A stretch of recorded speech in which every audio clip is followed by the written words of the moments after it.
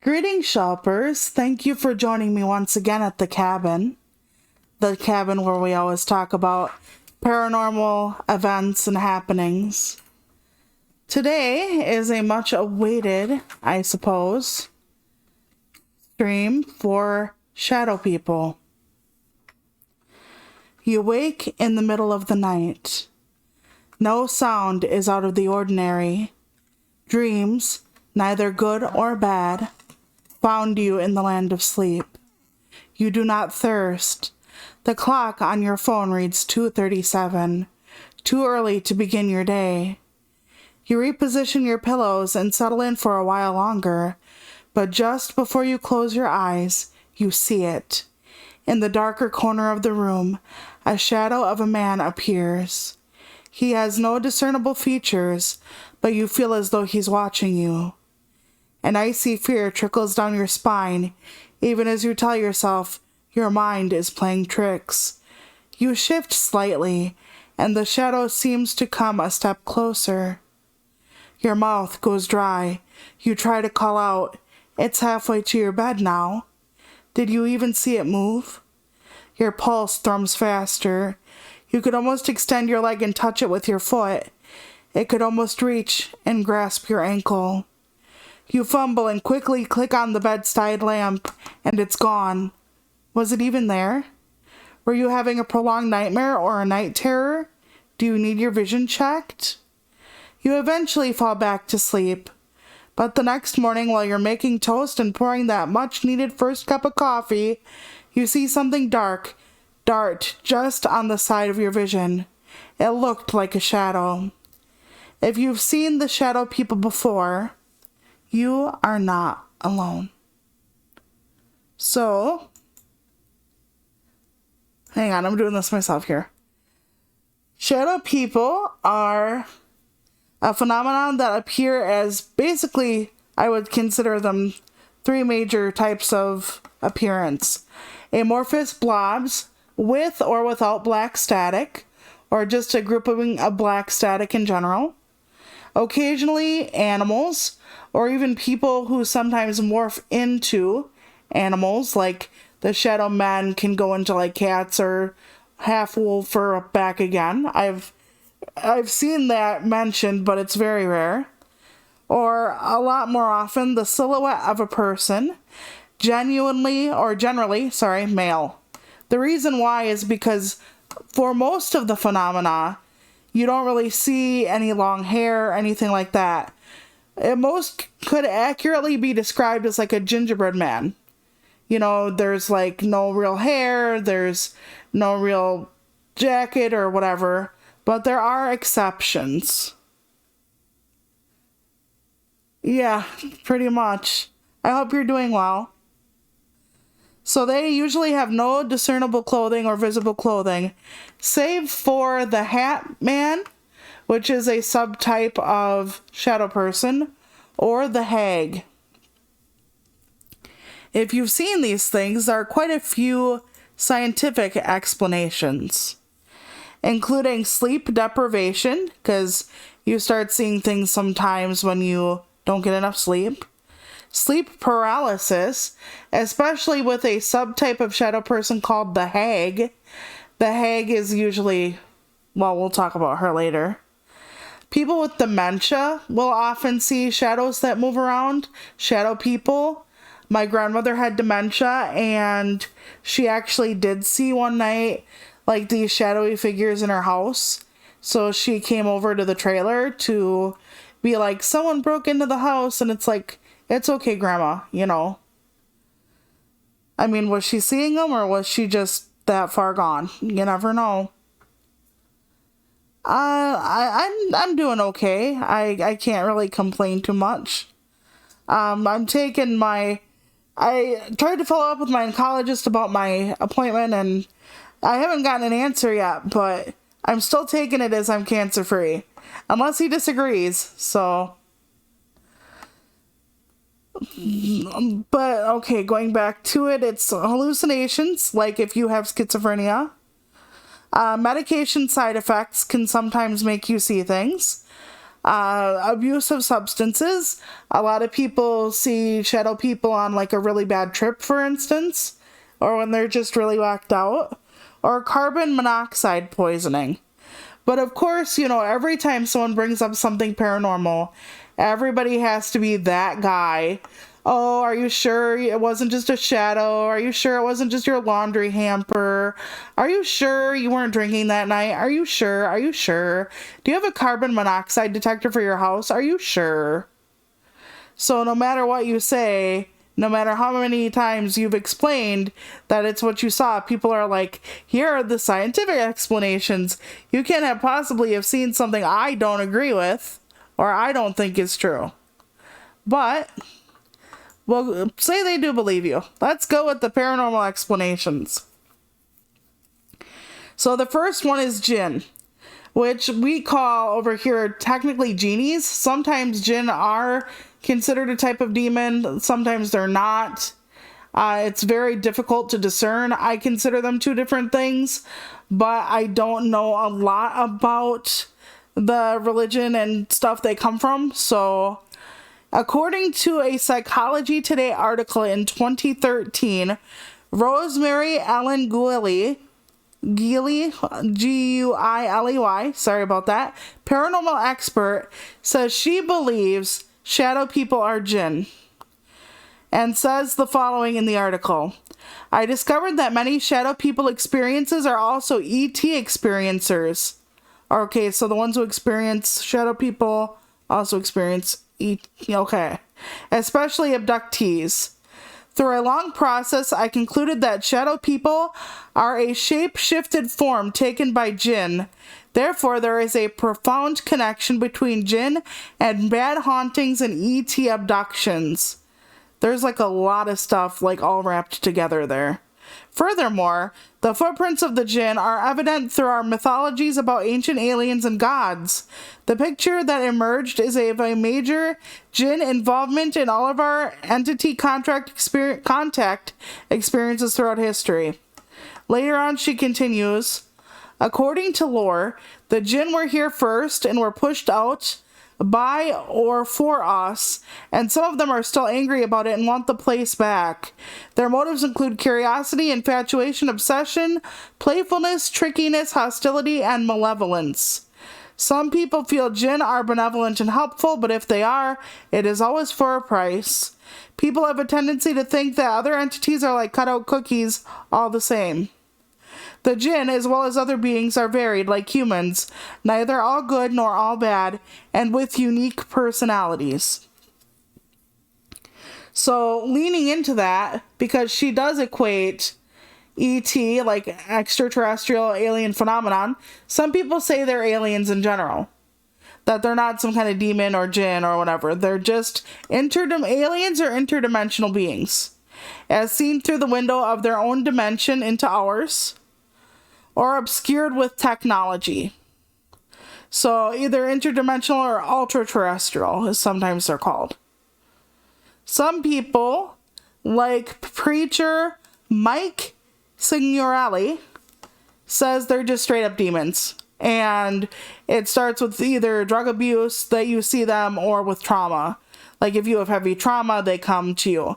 And some first-person accounts have also linked trauma or a trying time in people's lives with starting to see shadow people, but not all of them.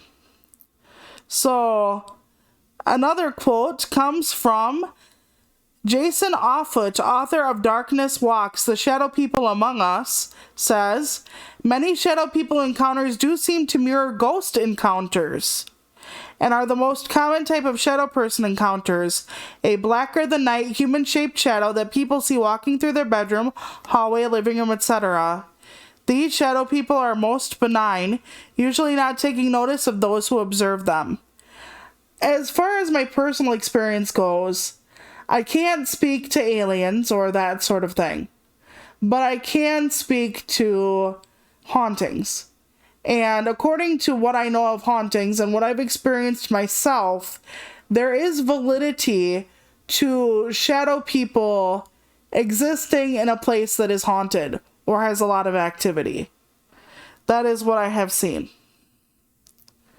And some people do say they are just ghosts, or just a byproduct of ghosts being there. Like a ghost's true form is actually a shadow, and not whatever else you see.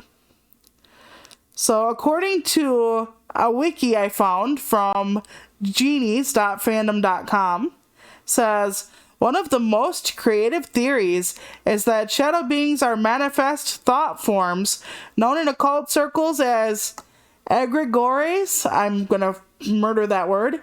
I'm going to just... egregore? Okay, I'm just going to spell it. Egregores, or tulpas. Meaning that they are either collections of negative psychic energy from areas where traumatic events have taken place and evil people frequent, or have been intentionally created by or for some nefarious purpose. The negative psychic energy begins to manifest and takes on form and motive, thriving on fear and negative emotions for sustenance, as though they are astral vampires. So that's an interesting thought. But it might not be a conscious thing, though. If they are tulpas, let's say, is it always conscious that it's being created? Like, if you're having, like, a lot of trauma in your life or whatever, and having, like, a lot of negative experiences to the point where you manifest something, yeah, you can manifest something very consciously, like, I'm building this thing to hurt someone, but couldn't you also just incidentally manifest it because you are, let's say, lost in the sauce of your own grief or negativity or hate or whatever?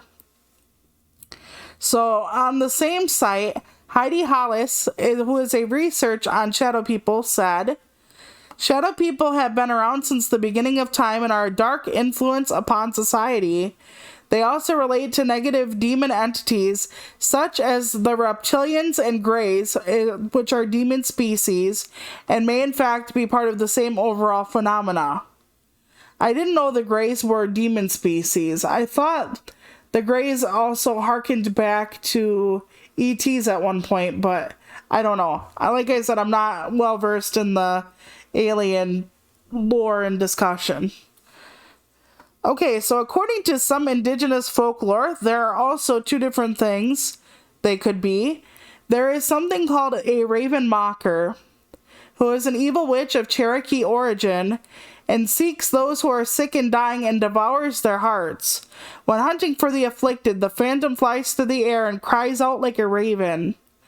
I find this interesting because one of the subtypes, the old hag, could very well fit this description. And is this part of our, like, long-standing human folklore, and that's why everything feels connected, like we all see similar things? Is it like the universal collective experience? Or is it like the way they explained seeing this stuff? Like, you know how when you don't have science, so a lot of people turn to religion to figure out what it is they were seeing? Could that be it? There is also another phenomenon called, and I'm going to fuck this up, I apologize, Nalusa Chito. Nalusa space Chito. Its name meaning big black thing. This creature of Choctaw folklore is comparable to the devil in Christianity.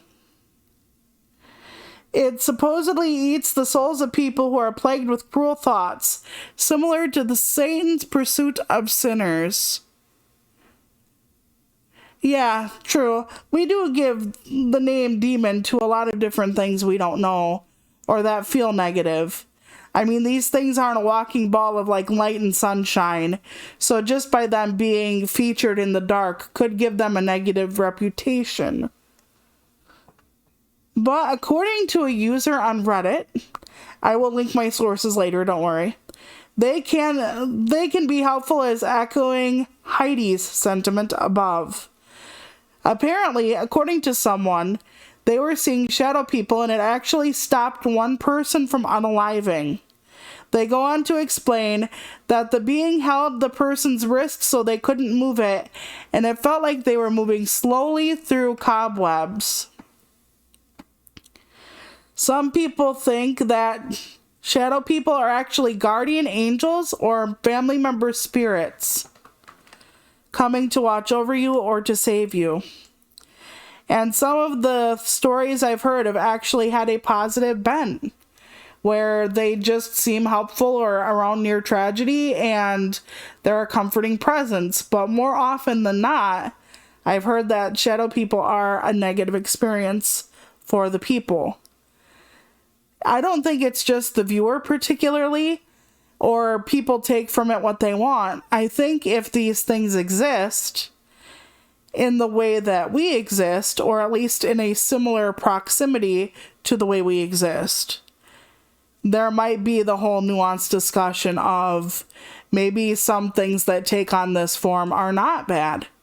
Maybe they just exist like we do, or maybe even want us to be safe. Okay. And the thing is, imagine there is a bumblebee the size of a car. And the bumblebee is like really, really, really adamant that people keep safe. So the bumblebee tries to stop you from crossing a dangerous road. If the bumblebee comes up to you, it's the size of a car. You're going to freak the fuck out. Because you're not used to seeing, one, a bumblebee of that size. Two, you really don't know what the bumblebee's intentions are for your life. So I don't know if it's related to karma. That would be an interesting thing to think about. As far as if they turn into shadow people or if they see them, I don't know. Or if they can make them, I have no idea. But like I said, I do see them a lot in hauntings. Shadow people. So to me, there is some validity there. I don't know if they're people who existed at one point. I don't know if they feed off paranormal activity or amplified by it. I have no idea. And of course, the last thing is, if they are not considered aliens, the Mothmen, if they're cryptids, that they're a type of Mothman as well. Because some people do describe shadow people with red eyes. So, there are some subtypes of shadow people. And the first subtype is called the Hat Man. And the Hat Man is a bit different than your normal shadow person. For one, there is some discernible clothing on the Hat Man, i.e. the hat. So, I don't know. I don't know if it depends on... I've had a lot of negative experiences with paranormal phenomenon. Most of it has been just neutral, and a little bit's been positive. So, I'm not sure. But I do know that, sometimes some things do feed on when you're in crisis. It's possible. Some things, negativity or turmoil can be a battery. My pod squad mate, Dan, thinks that when you settle into a place to live, there could be a bigger chance for activity versus after you've built a hearth, as he calls it.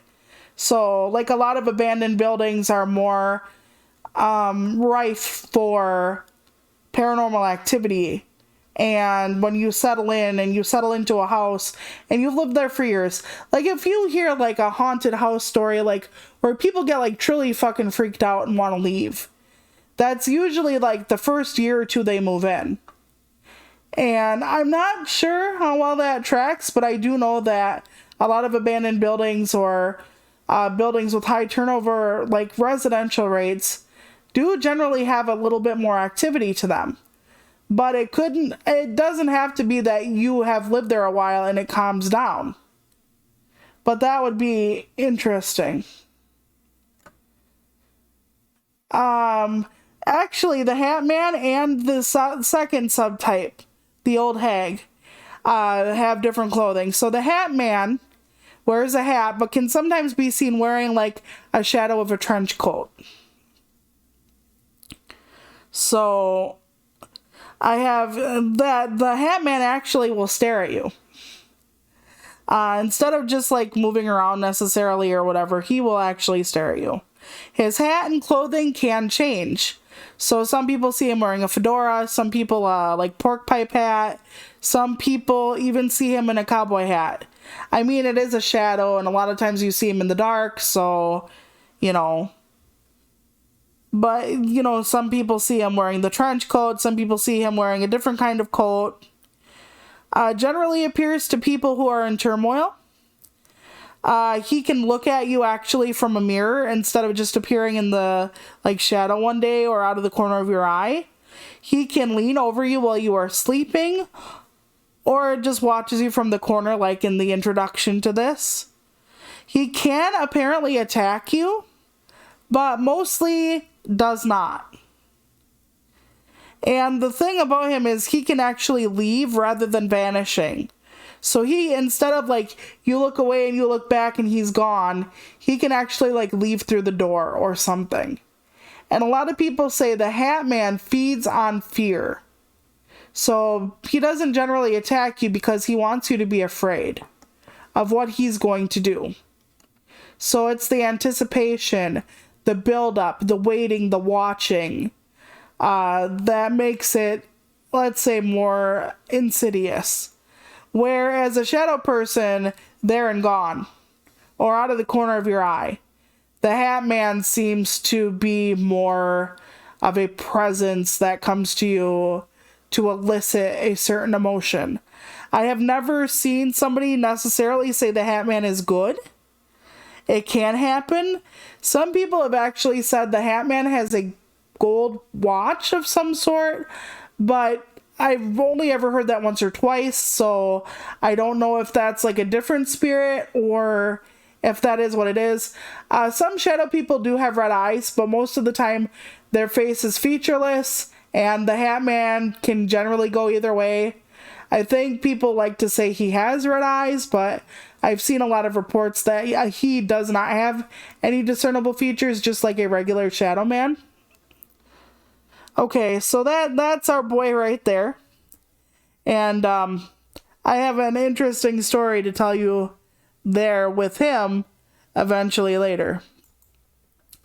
The second subtype we have is the old hag. I keep mentioning her. She's a woman with long hair, usually wild or stringy. Some people have talked about her as like a golem-like appearance, where it's just straggly little hairs on a head, hunched over, sallow, some type of way. Generally, she comes during sleep paralysis, so she could just be the ultimate sleep paralysis demon everyone likes to talk about, or has talked about. She usually chokes you, sits on your chest, or literally sucks the breath from your body. Like I said, she's the most common with sleep paralysis, but she does not have to be.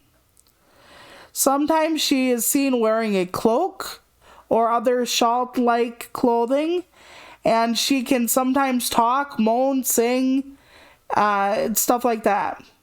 I have never had an experience with her, thank goodness, but she sounds pretty terrible. And I'm pretty ready to chalk this one up to mostly sleep paralysis, but here's the thing. If you have prolonged sleep paralysis, and you're scared every time you have sleep paralysis, because sleep paralysis is literally just fucking terrifying, is it easier for something of paranormal origin to fuck with someone who has sleep paralysis? So, I don't know. Some variations of looks that the shadow people have, like the red eyes versus just having indiscernible features, are considered different subtypes by some people. So the ones that are animals might be a different subtype. So when I say old hag, Hat Man, those are generally the different subtypes. But then there are people that say, well, the ones that look like animals are different than humans, so they're a different subtype. The ones that have red eyes versus indiscernible features are a different subtype. I'll let you decide on that one. So the next part is going to be a lot of reading. Apologies. First person accounts. I got these from a couple different places, so I will give you where I got them afterwards. Account 1 says, when I was in 7th grade, I was standing at the bus stop early in the morning, still dark outside. The bus stop was somewhat under a street lamp. It would cast your shadow onto the house in front of the stop. I still, to this day, can't explain what I saw. I was standing there, normally the only person at this particular stop, when I see the shadow of a person walking towards me. I didn't think anything about it. It was a school bus stop after all. All of a sudden, while I'm watching the shadow of a person approach me, the shadow just stopped walking. Curious, I looked around for the signs of someone, saw absolutely nobody. I turned back to look at the shadow, when it then drops to all four legs and takes off running full sprint past me, just then disappeared without a trace. I have told this story to many people. Nobody seems to believe me. Has anyone else had an experience like this? So this is from Thought Catalog, and so is the next story.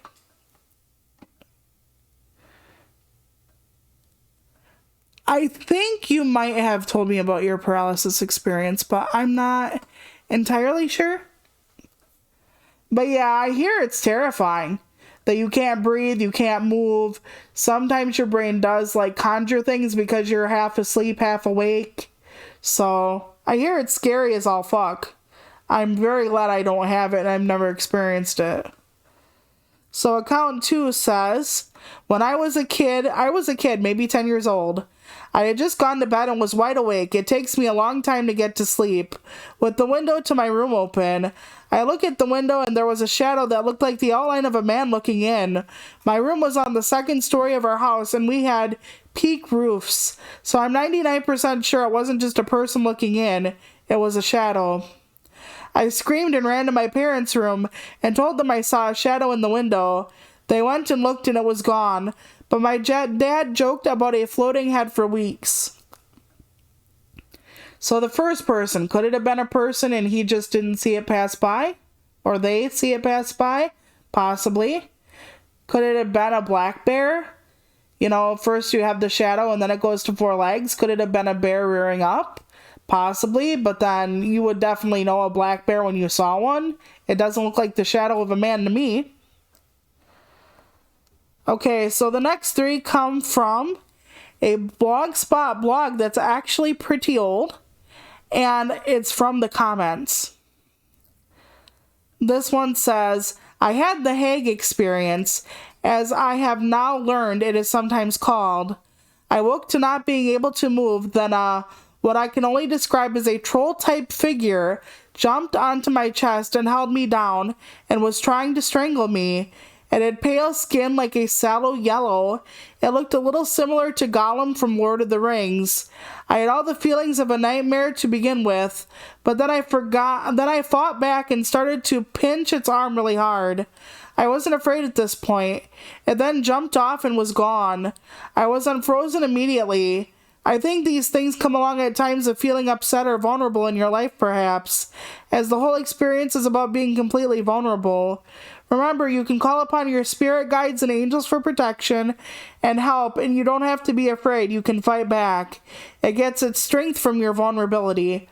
I would say strength from fear, but... Another person says, as a 4-year-old child, I saw shadow people and even spoke with one. I saw them all over and thought everyone else could too. There was only one that spoke to me, though. He, if they have a gender, it was definitely a he, claimed to be my friend, but asked me to do bad things, like carve my name into my mother's new furniture, which I did and got into trouble for. That was when I told my mother what happened. When my mother learned of it, she explained the shadow man was bad, and I was never to speak with it again, and to ignore it as if I didn't see it. That's what I did, and I stopped seeing shadow people for a time. Whatever ability I had as a 4-year-old, I either blocked out or grew out of until I was 10, and experienced something far more terrifying. I was in bed, saying a prayer my mother taught me. It's probably familiar to those of you who read this. Now I lay me down to sleep. I pray the Lord my soul to keep. When a deep male voice that I can only describe as demonic finished the prayer, and it finishes the prayer in all capital letters, if I should die before I wake, I pray the Lord my soul to take. Needless to say, I was terrified. It felt as if I was weighted down with a lead blanket. I couldn't move or shout. I was paralyzed. I began to see these creatures, small, scabby black and mottled gray, reaching up onto my bed with their claws. When I could move, I sat up and saw my floor looked like flames, and these creatures were reaching up from the fire. I screamed for my mother, and she came running to my room. She opened the door and, to my astonishment, saw what I was seeing. Without hesitation, she walked into the flames, picked me up from bed, and carried me out of the room. She closed the door and immediately reopened it, and all was back to normal. She told me not to be frightened, and there was a family legend about an aunt who could see a black coach when someone was going to die. She said it was a spirit entity that was trying to scare me and created an illusion. Whether the shadow man and the demonic voice are the same entity, I still don't know, but it has followed me all my life. It doesn't directly challenge me anymore, but seems to attack anyone I get romantically attached to. It touches them, scratches them, appears in nightmares, causes them to become angry. When the relationship ends, it seems to leave them alone. Now, later on down the thread, there is a follow-up to this, which I didn't actually take. So, according to someone else on Quora, by the name of Lori Camp, she says, about 10 years ago, I woke abruptly thinking my then roommate was standing in my bedroom doorway. Still mostly asleep, then awake, I fell back asleep. When I woke up, my bedroom door was shut as it always was. I went to ask my roommate what he wanted and he wasn't home. I assumed it was a dream and thought not much else or nothing of it. A few weeks later, it happened again. This time I was more awake and went to call out, but no word seemed to come. I figured I was dreaming. When I woke, same as last time, door shut. Roommate wasn't home. I wasn't sure what to make of it. A couple weeks later, there was again and again. That's what it said. One night, my roommate was home. We had dinner and watched a movie, and that night there it was in the door. I yelled, or at least thought I did, and this time I tried to stay awake. Instead, I woke up without any memory of how long it was or when it left. The next morning, I asked my roommate if he came into my room and stole for something. He said no, and asked why, and said it must have been a dream. A friend told me it was a shadow person. I looked into what they were a little, and it freaked me out. A couple years went by before I saw it again. The house I still live in had a broken bedroom door, so I just took it off. No roommate this time. I didn't feel the need for one. When my now husband and I first started dating, we left the door off. We have his daughter on the weekends, and she was so young, 3. I felt it better to hear her. Luckily, she wasn't there the night the shadow man came back for a visit. I opened my eyes and felt frozen to the bed.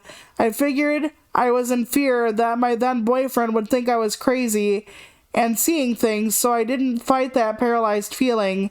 I realized in previous visits I must have been paralyzed as well. I lay there helpless, but my man jumped to his feet with a knife in his hands, yelling to me, "What the fuck is that?" He looked at me, coming to my aid, and then we looked back and it was gone. I'm a little confused as to, did the guy sleep with a knife by his bed? The story's not over yet, by the way. Or when he jumped to his feet with a knife in his hand, did he leave the bedroom and come back and she didn't notice? Like I said, is he the kind of guy to sleep with a knife in his, bedroom, somewhere under a pillow or in the nightstand somewhere? So she continues, we didn't sleep that night. I told him of the previous visits and about the shadow men. Needless to say, his daughter slept in our room for a long time. Months went by without incident. I hoped my man that had broke through and we wouldn't see it again. But there it was. I heard my man's voice whisper, "Do you see it?" Yes. That was about 5 years ago, and so far, no more visitations. So apparently it was visiting for a while and then just stopped. And it's been 5 years since she saw it last. So it was interesting, but yeah, I'm just okay. How did he get the knife? I'm not understanding some of this for some of these people. But like I said, maybe when they type something out and leave something out, or it makes sense because they were in this weird paralyzed state, and they don't know, like maybe the guy ran out and came back in. I don't know. So I have something else from the Genie Wikia, which will go into my personal paranormal experience with all this.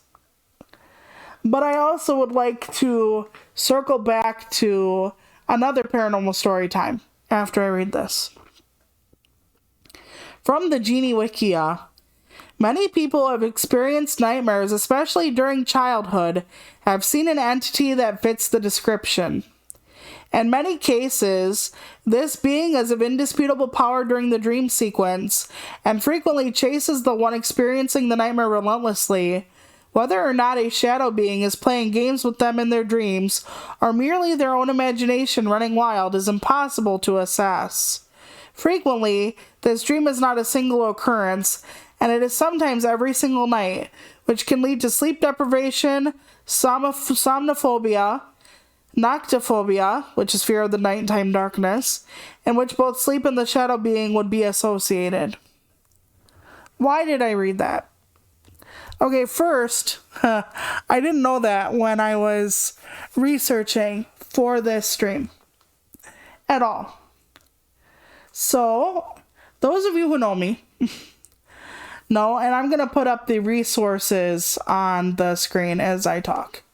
So here's where I got my info. Some of these people can be lying. Hell, what comes out of my mouth might be a lie. But here we go. So my experiences at the farm were like no other place I've lived before or since.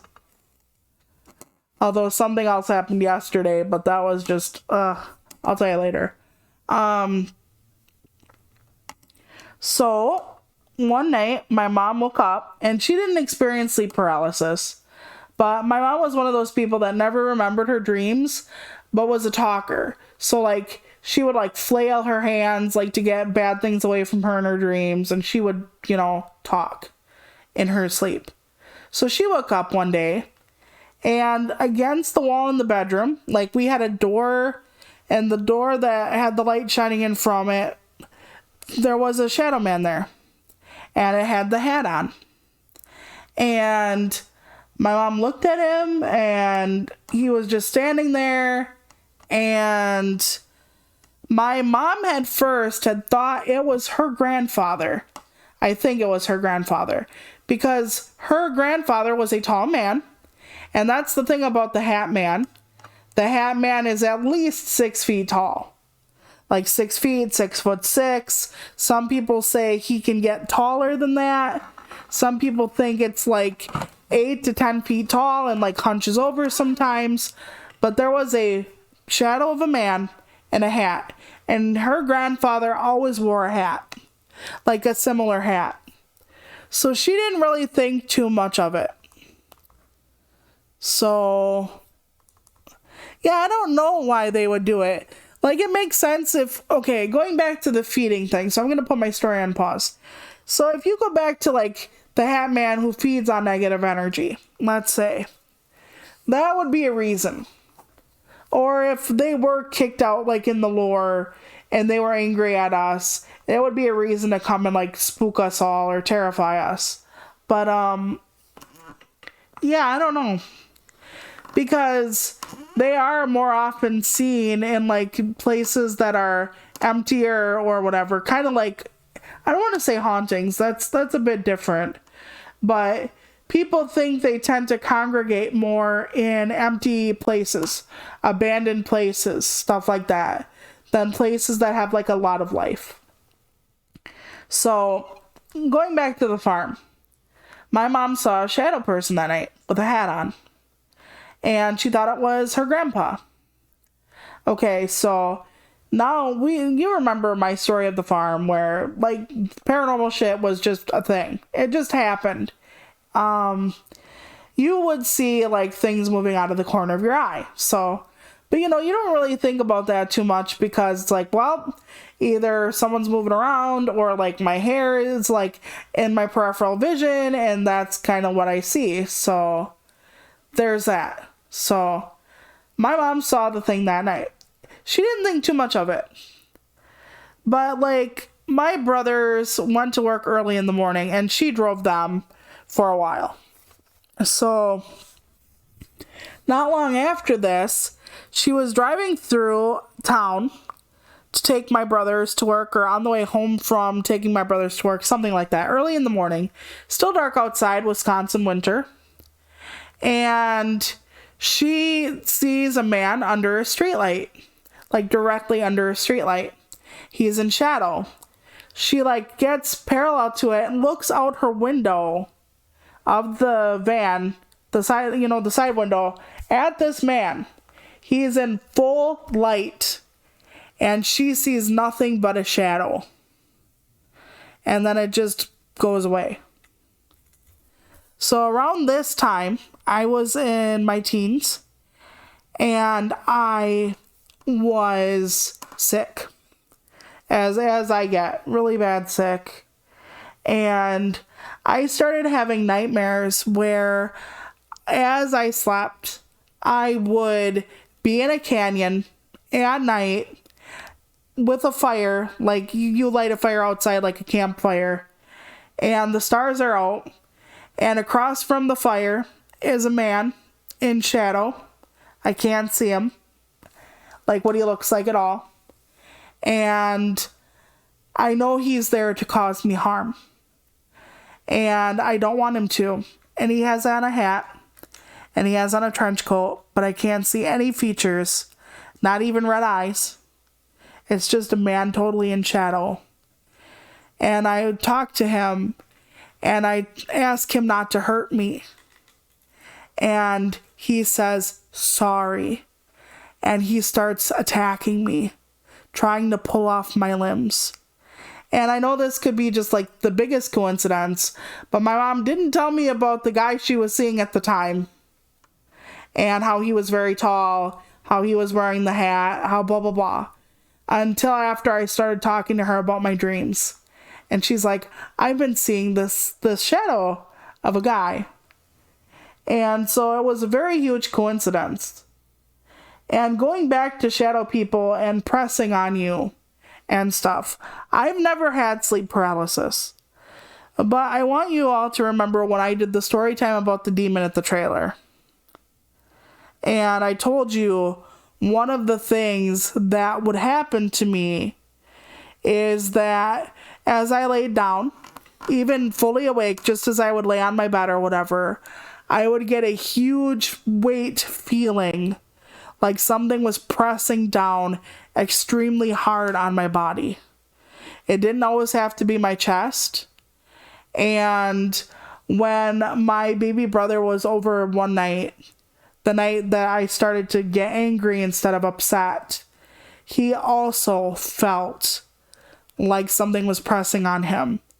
And when I put my hand over, like above my brother, I could feel the weight also pressing down. And before I started researching this, I didn't know the shadow people had connections to dreams at all. I did not know that. I knew about the sleep paralysis, but I didn't know that sometimes even when you're awake, you feel it pressing on you. I do find those things interesting because I did not know before I started researching this, and it does align with some of my experiences at the farm. So, I don't know. But as are all of my paranormal streams and videos, this one is pretty much at an end. I have no more stories for you, but there are plenty on the Reddits. There are plenty on the one blog I linked you to. There are like 40, 50 comments about shadow people and what they do and all the subtypes and all kinds of stuff. People talk about the Hag and the Hat Man a lot. I know some people who have gone investigating empty buildings and, for paranormal purposes, and they catch a lot of shadows. Sometimes in cemeteries. I know that some people have come across people at cemeteries for shadow people. And generally, when you are visiting a cemetery and you find a shadow person, I don't think I've ever heard of a pleasant experience. Usually those types of experiences are a little more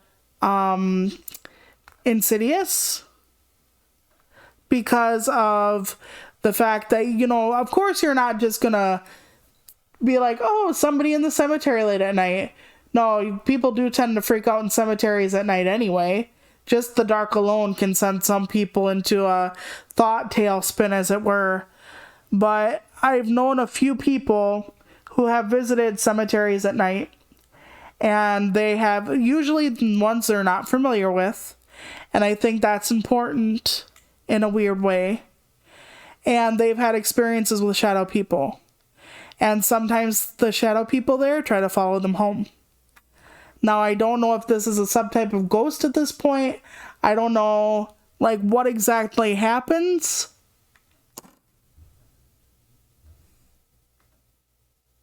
Yeah, I don't know why he said sorry. I don't know why. In my dream, that is so weird. I don't know why. But the thing is, when I get really bad sick, sometimes I still have that dream where I'm in the canyon with him and he's across the fire. He doesn't say I'm sorry, he's just like sorry. So I don't know if it's he's not sorry or if like that's all he can manage to get out before he tears into me. Like he can't either control himself, something makes him do it. I don't know. It's bizarre. Could it just be a series of really random, really strange fucking dreams? Yeah, I have constant nightmares because I am full of anxiety. But I don't know. I think it's really interesting how the events lined up. I really do. So, that being said, I'm going to leave you here with this. And I know this is a weird place to announce this in a way, but you can click off the video if you're just looking for paranormal stuff. This is the end of the paranormal stuff. But because I am declaring myself cancer-free right now, especially if I am cancer-free, I am going to do something a little bit different, but it's going to be sneaky. So 1 week, next month, I'm going to announce I'm going to stream some random time on a random day that week. And when I do that, it will be a stream that will not be archived, that will not be on YouTube, that will just be me. And if you miss the stream, because I'm not going to tell anyone the day or the time, I will just literally announce the week. If you miss the stream, you miss it. And there will be no recording of it. Because that is how I have to do it. So, a limbo state for sleep paralysis? Yeah. It is basically your brain is in sleep, but you're registering some things in waking. Okay, so I lied. I'm going to talk to you about yesterday. So yesterday, now we don't have that much paranormal stuff here. And like I said, when you live in an apartment, you can easily dismiss paranormal because if you smell somebody's perfume, it can be somebody walking by, like in the hallway, or if you smell something else, it could be from a restaurant like 3 blocks over if the wind carries right, or whatever it is. So you can't count on smells. And if you hear like people talking, it's not necessarily like a ghost, because when I lived in the farmhouse and in the trailer, sometimes you could hear like people talking, but the TV wasn't on. You're alone in the place. It's like, where is the sound coming from? And it's not a neighbor, because the neighbor is like half a mile away. So a lot of times when you deal with ghosts, you can hear like talking, but you can't make out the words. Like it's like a TV or a radio on in another room. But the thing is, when you live with other people around, you can always just say, well, that's like from the building next door. That's from somebody living upstairs. That's from whatever. So you can always say, hey, I live in a building with like 48 new people besides us. So those 48 new people in these like 30 apartments, you know, they can be talking or leaving their TV on full blast or whatever. So instead of being like, when I lived in a house, like the farmhouse or the trailer, it's easy to track down a smell, or it's easy to track down when somebody is talking who shouldn't be.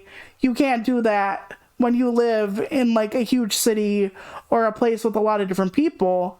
So, but anyway, what I was getting at was, I went into my bathroom yesterday, and I have a shower chair in the bathroom. And sitting on my shower chair was the shadow of a woman with her head in her hands. And I looked over and I thought, oh God, okay, what the hell was that, right? Because even though I've seen things all my life, it's always a little unsettling to see something where you don't expect it. You know, it's like, I explained this to my husband today. I'm like, if you walked into the living room with me right now and there were balloons all over the ceiling, wouldn't that be off-putting to you? If simply for the fact that you didn't put them there and neither did I. Like, even something that's amazing, like, you walked out and there's like, bam, like your favorite food is on the counter and nobody did it. That would still be freaky because it's something you don't expect sitting right there. So, looking at it that way, it's like, so I look away and I look back and I expect to see nothing. And then I expect to tell myself, well, the person in the shower you saw was really the lights off and it's shadowy. So you saw like the shower curtain like crinkled up a certain way. And when I looked back thinking she'd be gone, okay, this is on me. She is on all fours in the shower. And I was like, what the fuck? I'm like, where did you come from? Like, you know, and I'm like, I told my husband, I almost shit my damn pants. Because it was like totally unexpected. Because usually when you see something, you look away, you look back, it's gone. And then you can tell yourself, well, you were just seeing things or whatever. I have rarely looked away and looked back and something had been there, changed positions. It's almost always gone. I didn't feel scared. It was just unexpected. And it was wild. I didn't feel like she was coming to harm me or anything like that. It was just kind of wild. So, yeah. It is the way it is. Oof. So, okay. Now I am done. Thursday is Brotato. And I'm still doing 2 streams a week at the later time. I'm going to try very hard to do 1 stream a month. That is not straight video gaming. I wish I could do more. I don't have the energy for it, unfortunately. My random ass stream is going to be something I don't know if I'll even have the chat up for. Because I'm going to do something that's going to make me very nervous and is very hard for me. So, next month when the call goes out, I'm just going to be like, this is the week we get the bonus stream, and the bonus stream is going to be random. So, as far as time and date, if you catch it live, you catch it. If you don't, you don't. The ones who don't catch it might be the lucky ones, and those of you who know me know exactly what I'm going to be doing that day. So, that being said, Thursday Brotato. Next week, husband and I are doing a little bitty something for April Fool's Day. And yeah, we might tell you about it, or I might tell you about it on Thursday. If not, not. So take care of yourselves. Be safe. And remember, not everything is always good or bad. Sometimes it's in between. And take care of yourselves, whether or not you see something that goes bump in the night, or if it's just you tripping over a book on the floor. So, take care, Shelpers. Bye!